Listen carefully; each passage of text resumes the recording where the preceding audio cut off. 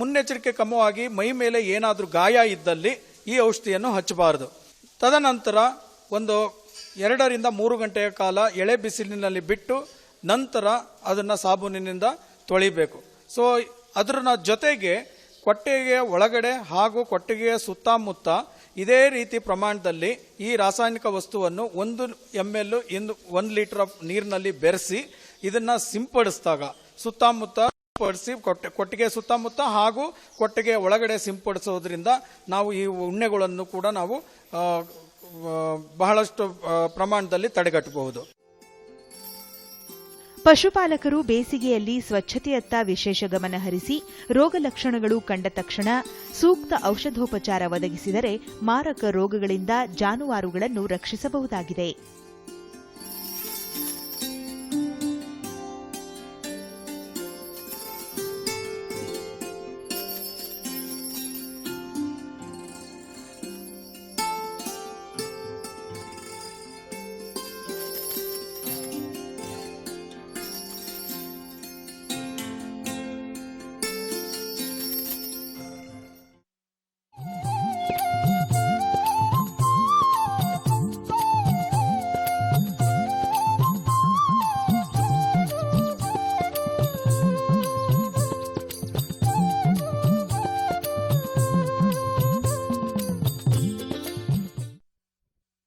किसान भाइयों गांठ बांध लो, बहुत बहुत है काम की, समृद्धि के पैगाम की। मिट्टी की तुम जांच कराओ, मुफ्त सॉइल हेल्थ कार्ड ले जाओ, कभी मुनासिब बीज लगाओ, सही किस्म की खाद ले आओ, जितनी जरूरी उतनी डालो, सही मात्रा खुद पहचानो। किसान भाइयों गांठ बांध लो, आज ही मिट्टी की जांच कराएं, राज्य सरकार के कृषि अधिकारी से संपर्क करें और मुफ्त में सॉइल हेल्थ कार्ड पाएं। कृषि और किसान कल्याण मंत्रालय द्वारा किसान हित में जारी।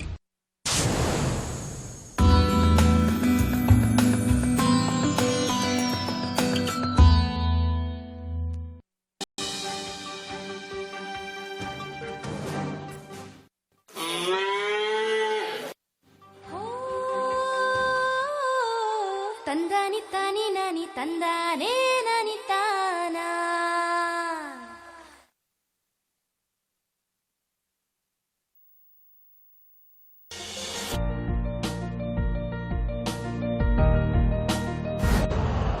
यूरिया का स्वदेशी उत्पादन 70 लाख टन बढ़ाने के लिए 6 उर्वरक संयंत्रों का उद्धार किया जा रहा है। FCIL के गोरखपुर, सिंदरी, तलचर और रामागुंडम संयंत्र, HFCL की बरौनी इकाई और BVFCL की नामरू पोर्ट। सोने पर सुहागा ये है कि देश में अब बनेगा सिर्फ नीम लेपित यूरिया, क्योंकि इससे होगा किसानों का फायदा ही फायदा। अनाज का उत्पादन 10% तक बढ़ेगा, बढ़ेगी 10 से 15% नाइट्रोजन क्षमता।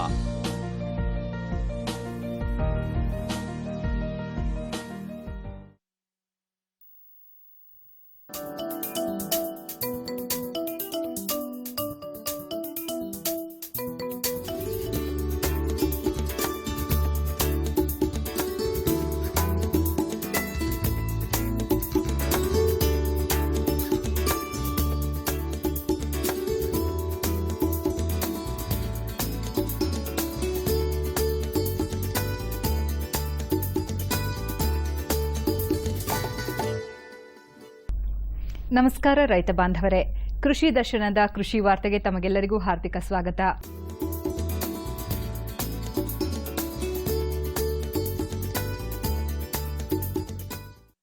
ಕಾಲುಬಾಯಿ ರೋಗವು ದನ, ಎಮ್ಮೆ, ಹಂದಿ ಮುಂತಾದ ರಾಸುಗಳಲ್ಲಿ ಬರುವ ಒಂದು ಮಾರಕ ರೋಗ. ಪಶುಪಾಲನಾ ಇಲಾಖೆಯು ಕರ್ನಾಟಕ ಹಾಲು ಮಹಾಮಂಡಳಿ ಮತ್ತು ಜಿಲ್ಲಾ ಹಾಲು ಒಕ್ಕೂಟಗಳ ಸಹಯೋಗದೊಂದಿಗೆ ರಾಜ್ಯದ ಎಲ್ಲಾ ರಾಸುಗಳಿಗೆ ಉಚಿತವಾಗಿ ಲಸಿಕೆ ಹಾಕುವ ಕಾರ್ಯಕ್ರಮವನ್ನು ಹಮ್ಮಿಕೊಂಡಿದೆ. ಜಾನುವಾರುಗಳಲ್ಲಿ ಪೂರ್ಣ ಪ್ರಮಾಣದ ರೋಗ ನಿರೋಧಕ ಶಕ್ತಿ ಬೆಳವಣಿಗೆಯಾಗಲು ಸತತವಾಗಿ ಕನಿಷ್ಠ 3 ಬಾರಿ ಲಸಿಕೆ ಹಾಕಿಸುವುದು ಅಗತ್ಯವಿರುತ್ತದೆ. ರೋಗೋದ್ರೇಕ ಸಂದರ್ಭದಲ್ಲಿ ಸೋಂಕು ನಿವಾರಕಗಳನ್ನು ದಿನಕ್ಕೆ 3 ರಿಂದ 4 ಬಾರಿಯಂತೆ 3-4 ದಿನಗಳು ತಪ್ಪದೆ ಬಳಸಿ ಆವರಣದ ಶುಚಿತ್ವಕ್ಕೆ ಹೆಚ್ಚು ಮಹತ್ವ ನೀಡಿ. ರೋಗ ಪೀಡಿತ ಜಾನುವಾರುಗಳನ್ನು ಇತರೆ ಜಾನುವಾರುಗಳಿಂದ ಪ್ರತ್ಯೇಕಿಸಿ ಉಪಚರಿಸಬೇಕಾಗುತ್ತದೆ. ಜಾತ್ರೆ ಅಥವಾ ಸಂತೆಗಳಲ್ಲಿ ಭಾಗವಹಿಸುವ ಜಾನುವಾರುಗಳಿಗೆ ಕನಿಷ್ಠ 21 ದಿನಗಳ ಹಿಂದೆ ಲಸಿಕೆ ಹಾಕಿಸಿದ ಪ್ರಮಾಣಪತ್ರ ಹೊಂದಿರುವುದು ಕಡ್ಡಾಯ ಹಾಗೂ ಜಾನುವಾರುಗಳನ್ನು ಕೊಳ್ಳುವಾಗ ಈ ಪ್ರಮಾಣಪತ್ರವನ್ನು ಪರಿಶೀಲಿಸಿ ಖರೀದಿಸಿ.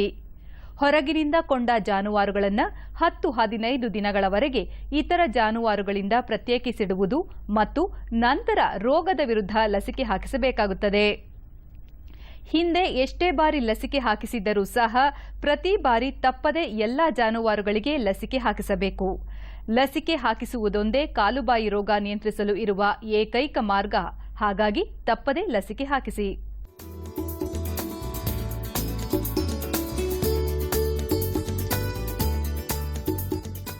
ಎನ್ಆರ್ಪುರ ತಾಲೂಕು ಕರಗುಂದ ಗ್ರಾಮದ ಪ್ರಗತಿಪರ ಕೃಷಿಕರಾದ ನರೇಂದ್ರ ಅವರು 6 ಎಕರೆ ಪ್ರದೇಶವನ್ನು ಹೊಂದಿದ್ದು 2 ಎಕರೆಯಲ್ಲಿ ಭತ್ತ, ಉಳಿದ ಜಮೀನಿನಲ್ಲಿ ಅಡಿಕೆ, ತೆಂಗು, ಬಾಳೆ, ಕಾಫಿ, ಮೆಣಸು, ಶುಂಠಿ ಬೆಳೆಗಳನ್ನು ಬೆಳೆದುಕೊಳ್ಳುತ್ತಿದ್ದಾರೆ. ಇದರ ಜೊತೆಗೆ ಹಸು ಹಾಗೂ ಕೋಳಿ ಸಾಕಣೆಯನ್ನು ಸಹ ಕೈಗೊಂಡಿದ್ದಾರೆ. ಪಶುಪಾಲನೆ ಇಲಾಖೆಯ ನೆರವು ಪಡೆದುಕೊಂಡು ತಜ್ಞರ ಮಾರ್ಗದರ್ಶನದಲ್ಲಿ 500 ಕೋಳಿಗಳಿಂದ ಪ್ರಾರಂಭಿಸಿ ಸದ್ಯ 5,000 ಕೋಳಿಗಳನ್ನು ಸಾಕುತ್ತಿದ್ದಾರೆ.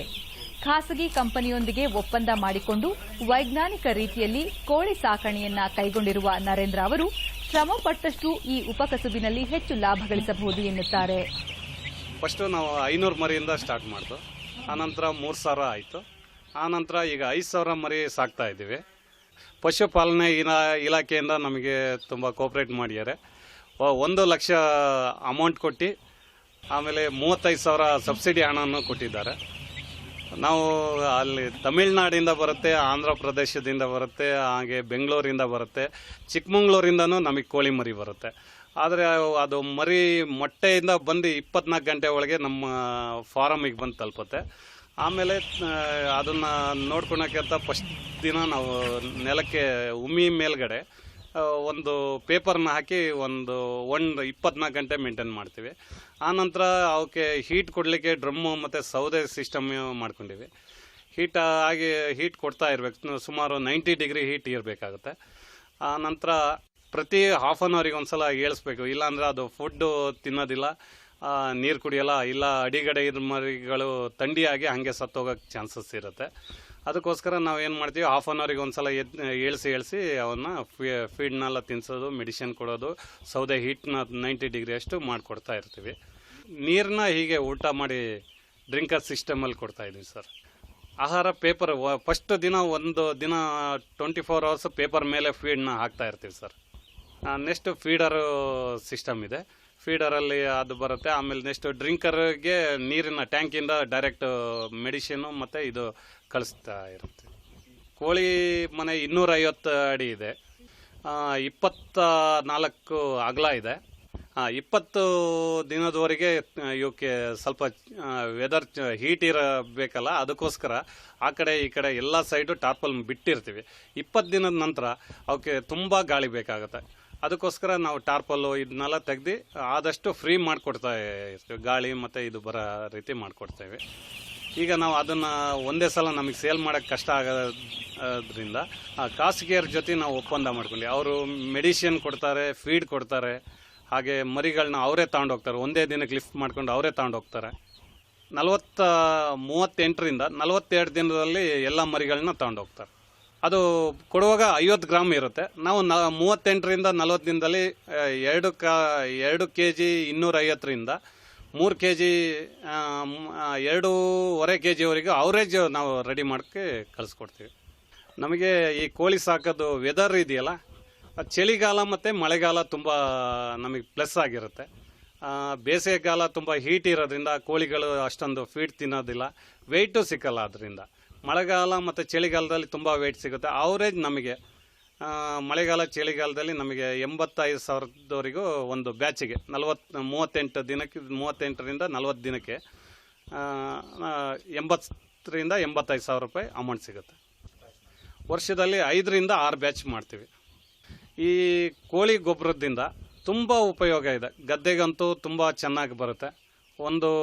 ನಾವು ಮುಂಚೆ ಎಲ್ಲ ಒಂದು ಎಕರೆಗೆ 20 ಕ್ವಿಂಟಲ್ ಬೆಳೆಯೋದು ಕಷ್ಟ ಆಗ್ತಾಯಿತ್ತು. ಈಗ 25ರಿಂದ 27 ಕ್ವಿಂಟಲ್ವರೆಗೂ ಒಂದು ಎಕರೆ ಗದ್ದೆಗೆ ತುಂಬ ಚೆನ್ನಾಗಾಗುತ್ತೆ. ಹಾಗೆ ಸೂರ್ಯನಗೆಡ್ಡೆಗೆ ತುಂಬ ಬೇಡಿಕೆ ಇದೆ. ಸೂರ್ಯನಗೆಡ್ಡೆಗೂ ಅದನ್ನು ಯೂಸ್ ಮಾಡ್ತಾರೆ. ನಂತರ ಅಡಿಕೆಗೂ ಸ್ವಲ್ಪ ಯೂಸ್ ಮಾಡ್ತಾಯಿದ್ವಿ. ತುಂಬ ಕೊನೆಗಳು ಒಳ್ಳೆ ಸೈಜಾಗಿ ಬರ್ತಾಯಿದೆ. ಹಾಗೆ ತೆಂಗಿಗೆ ಯೂಸ್ ಮಾಡ್ತಾಯಿದ್ದೀವಿ, ಕಾಫಿ ಎಲ್ಲದಕ್ಕೂ ಯೂಸ್ ಮಾಡೋದು. ಇದರಿಂದ ಏನೂ ಸೈಡ್ ಎಫೆಕ್ಟ್ ಇರೋದಿಲ್ಲ.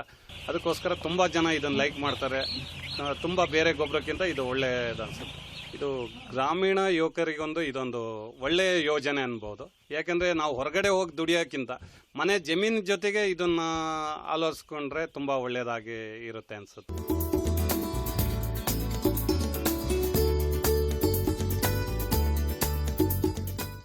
ಹೆಬ್ಬಾಳದಲ್ಲಿರುವ ಬೆಂಗಳೂರು ಕೃಷಿ ವಿಶ್ವವಿದ್ಯಾನಿಲಯದ ಬೇಕರಿ ತರಬೇತಿ ಕೇಂದ್ರವು 14 ವಾರಗಳ ಬೇಕರಿ ಟೆಕ್ನಾಲಜಿ ತರಬೇತಿಗಾಗಿ ಅರ್ಜಿಗಳನ್ನು ಆಹ್ವಾನಿಸಿದೆ.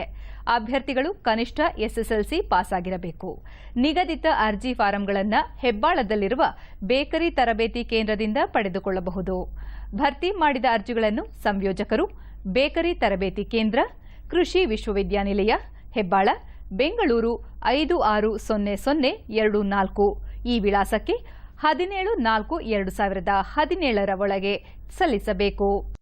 ಹೆಚ್ಚಿನ ಮಾಹಿತಿಗೆ 08023513370 ಈ ದೂರವಾಣಿ ಸಂಖ್ಯೆಯನ್ನು ಸಂಪರ್ಕಿಸಿ.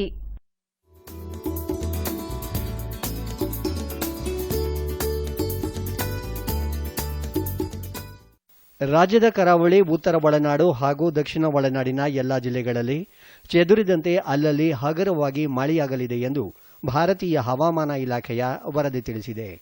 ರೈತ ಬಾಂಧವರೇ, ಪ್ರತಿದಿನ ಸೋಮವಾರದಿಂದ ಶುಕ್ರವಾರದವರೆಗೆ ಸಂಜೆ 5:30 ಕೃಷಿ ವಾರ್ತೆ. ಇನ್ನು ಮುಂದೆ ಕೃಷಿ ದರ್ಶನ ಮುಂದುವರಿಯುವುದು. ಹೊಸ ತಂತ್ರಜ್ಞಾನ ಎಲ್ಲರಿಗೂ ಸೇರುತ್ತೆ.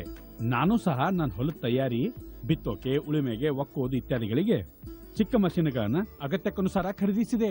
ನಾನು ನನ್ನ ಹೊಲದಲ್ಲಿ ಮಷೀನ್ ಅನ್ನು ಬಳಸಿದೆ. ಆಗ ಕೆಲಸ ಬೇಗ ಮತ್ತು ಸುಲಭವಾಯಿತು. ಕೃಷಿಗಾಗಿ ಮಷೀನ್ ಬಳಸಿದ ನಂತರ ಸಿಕ್ತು ಸಮೃದ್ಧದ ಇಳುವರಿ ಮತ್ತು ಹೆಚ್ಚಿನ ಲಾಭ. ಚಿಕ್ಕ ಮಷೀನ್ಗಳಂತೂ ನಮ್ದೇ ಇವೆ, ಆದ್ರೆ ದೊಡ್ಡ ಮಷೀನ್ಗಳನ್ನು ಸಮೂಹ ಕಟ್ಕೊಂಡು ಖರೀದಿಸಿದ್ವೆ. ರೈತ ಬಂಧು ಭಗಿನಿಯರೇ, ನೀವು ಸಹ ಸುಧಾರಿತ ಮಷೀನು ಹಾಗೂ ಉಪಕರಣಗಳ ಖರೀದಿಯ ಮೇಲೆ ಆರ್ಥಿಕ ಸಹಾಯದ ಲಾಭ ಪಡೆಯಿರಿ. ನಿಮ್ಮ ಆದಾಯ ಬೆಳೆಸಿಕೊಳ್ಳಿ ಹಾಗೂ ತೃಪ್ತಿಯನ್ನು ಪಡೆಯಿರಿ.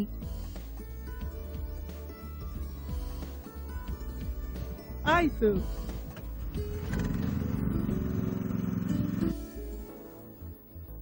ನಾನಂತೂ ಯೋಚಿಸಿದ್ದೀನಿ, ನಿನ್ನನ್ನ ಕೃಷಿ ಇಂಜಿನಿಯರ್ ಅನ್ನೇ ಮಾಡ್ತೀನಂತೆ.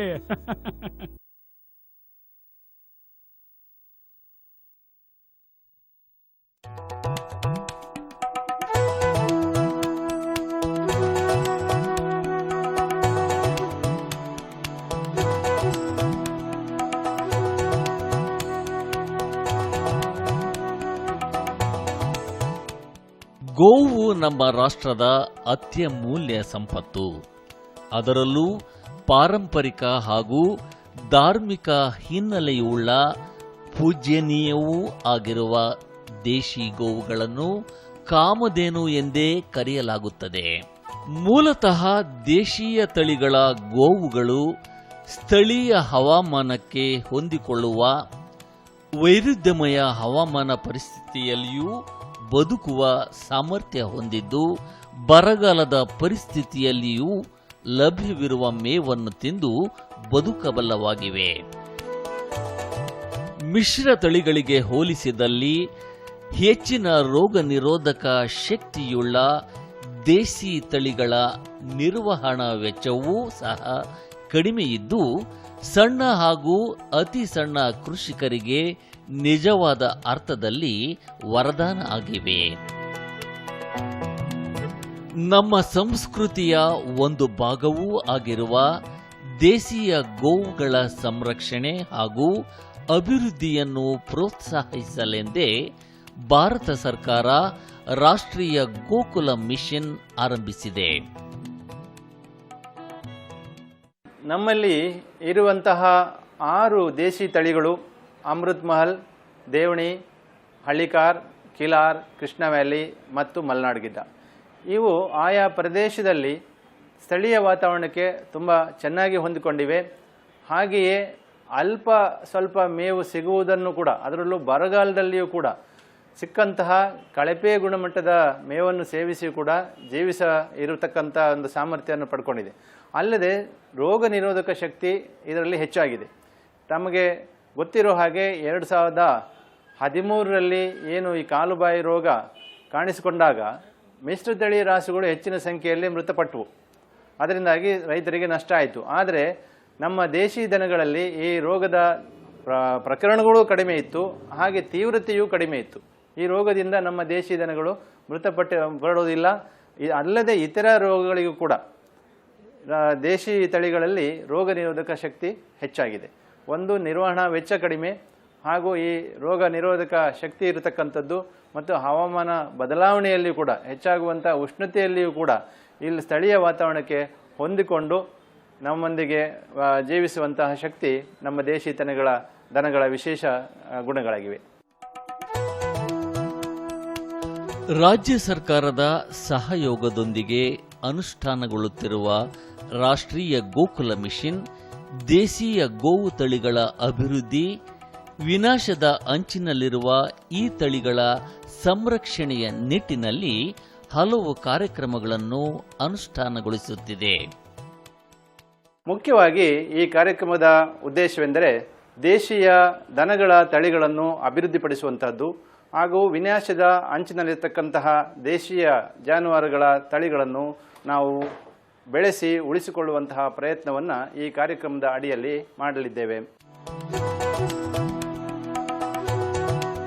ಸುಮಾರು 40 ದೇಸಿ ತಳಿಗಳನ್ನು ನಮ್ಮ ರಾಷ್ಟ್ರದಲ್ಲಿ ಈಗಾಗಲೇ ಗುರುತಿಸಲಾಗಿದ್ದು, ನಮ್ಮ ರಾಜ್ಯದ 6 ತಳಿಗಳಾದ ಅಮೃತ ಮಹಲ್, ದೇವಣಿ, ಕಿಲಾರಿ, ಹಳ್ಳಿಕಾರು, ಕೃಷ್ಣ ವ್ಯಾಲಿ ಹಾಗೂ ಮಲೆನಾಡು ಗಿಡ್ಡ ತಳಿಗಳು ಈ ಪಟ್ಟಿಯಲ್ಲಿದ್ದು, ಈ ಎಲ್ಲ ತಳಿಗಳು ತಮ್ಮದೇ ಆದ ವಿಶೇಷ ಗುಣಲಕ್ಷಣಗಳನ್ನು ಹೊಂದಿವೆ.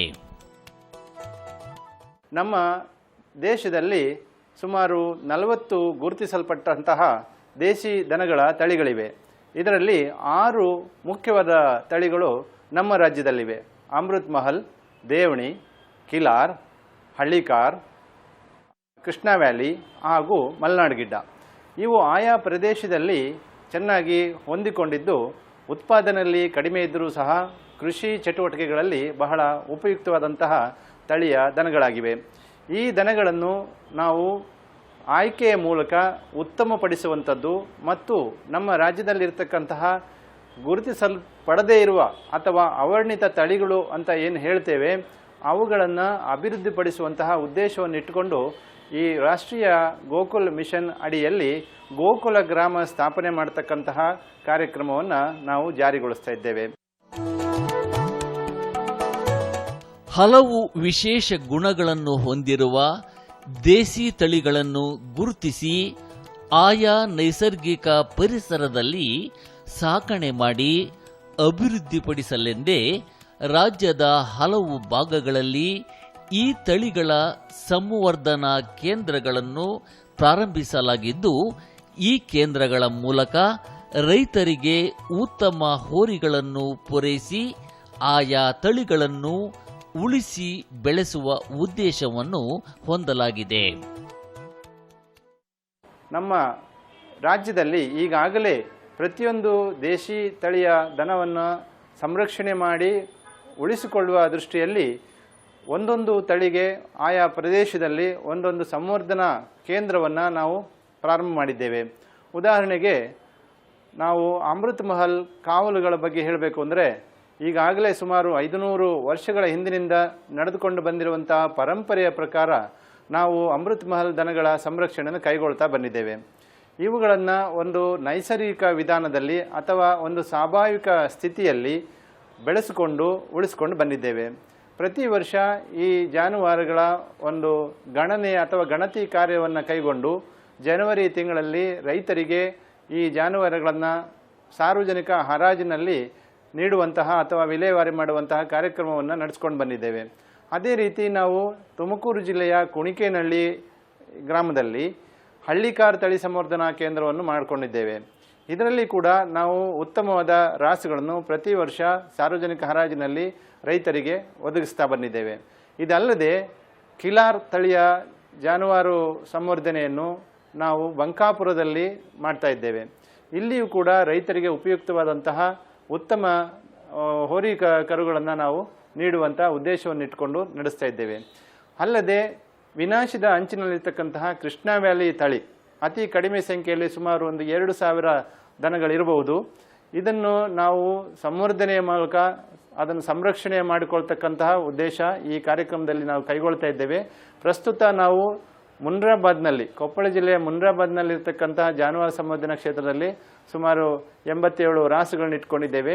ಇವುಗಳನ್ನು ನಾವು ಮುಂದೆ ಆಯ್ದ ತಳಿ ಸಂವರ್ಧನೆ ಮೂಲಕ ತಳಿಯಲ್ಲಿಯೇ ಅತ್ಯುತ್ತಮವಾದ್ದನ್ನು ನಾವು ಉತ್ಪಾದನೆ ಮಾಡುವ ಉದ್ದೇಶವನ್ನು ಇಟ್ಕೊಂಡಿದ್ದೇವೆ. ಇದಲ್ಲದೆ ರಾಷ್ಟ್ರೀಯ ಗೋಕುಲ್ ಮಿಷನ್ ಅಡಿಯಲ್ಲಿ ನಾವು ಬಳ್ಳಾರಿ ಜಿಲ್ಲೆಯ ಕುರಿಕುಪ್ಪೆಯಲ್ಲಿ ದೇವಣಿ ಗೋಕುಲ ಗ್ರಾಮವನ್ನು ಪ್ರಾರಂಭ ಮಾಡ್ತಾ ಇದ್ದೇವೆ. ಮಲೆನಾಡು ಗಿಡ್ಡ ತಳಿ ನಮ್ಮ ಚಿಕ್ಕಮಗಳೂರು, ದಕ್ಷಿಣ ಕನ್ನಡ, ಉಡುಪಿ ಮತ್ತು ಭಾಗಶಃ ಕೊಡಗು ಜಿಲ್ಲೆಯಲ್ಲಿ ಹೆಚ್ಚಾಗಿ ಕಂಡುಬರ್ತಕ್ಕಂಥದ್ದು. ಸ್ಥಳೀಯವಾಗಿ ವಾತಾವರಣಕ್ಕೆ ಚೆನ್ನಾಗಿ ಹೊಂದಿಕೊಂಡಿರ್ತಕ್ಕಂಥದ್ದು.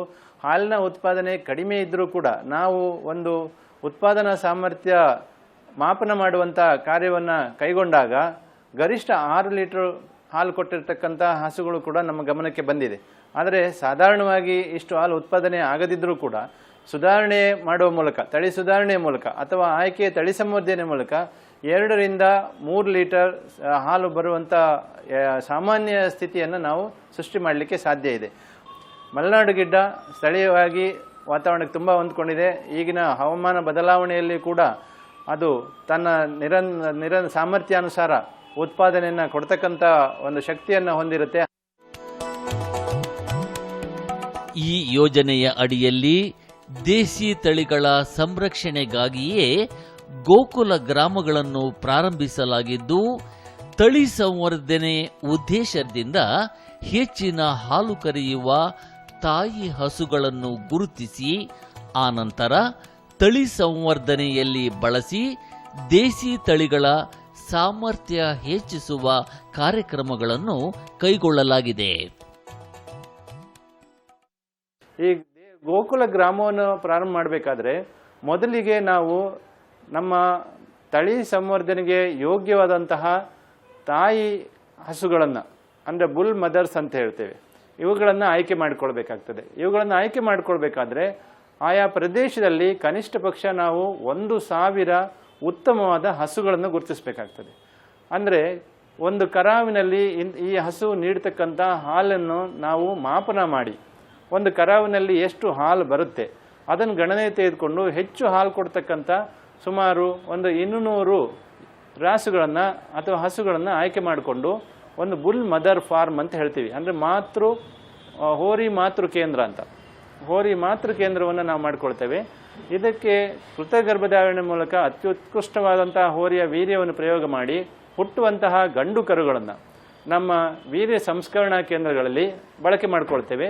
ಅಲ್ಲದೆ ರೈತರಿಗೆ ತಳಿ ಸಂವರ್ಧನೆಗಾಗಿ ಉಪಯೋಗ ಮಾಡಿಕೊಳ್ಳಲಿಕ್ಕೆ ನಾವು ವಿತರಣೆಯನ್ನು ಕೂಡ ಮಾಡ್ತೇವೆ. ಇದು ಈ ಕಾರ್ಯಕ್ರಮದಲ್ಲಿ ಮುಖ್ಯ ಉದ್ದೇಶ. ದೇಸಿ ಹಸುಗಳ ಸಂರಕ್ಷಣೆ, ಅಭಿವೃದ್ಧಿಯಲ್ಲದೆ ಇವುಗಳ ಹಾಲು ಮಾರಾಟಕ್ಕೂ ಕರ್ನಾಟಕ ಹಾಲು ಮಹಾಮಂಡಳದ ಸಹಯೋಗದೊಂದಿಗೆ ಪ್ರತ್ಯೇಕ ಮಾರಾಟ ವ್ಯವಸ್ಥೆಯನ್ನು ಕಲ್ಪಿಸಲಾಗಿದೆ. ಈ ಉದ್ದೇಶಕ್ಕಾಗಿ ಕೇಂದ್ರ ಹಾಗೂ ರಾಜ್ಯ ಸರ್ಕಾರಗಳು ಆರ್ಥಿಕ ಸಹಾಯವನ್ನು ನೀಡುತ್ತಿವೆ.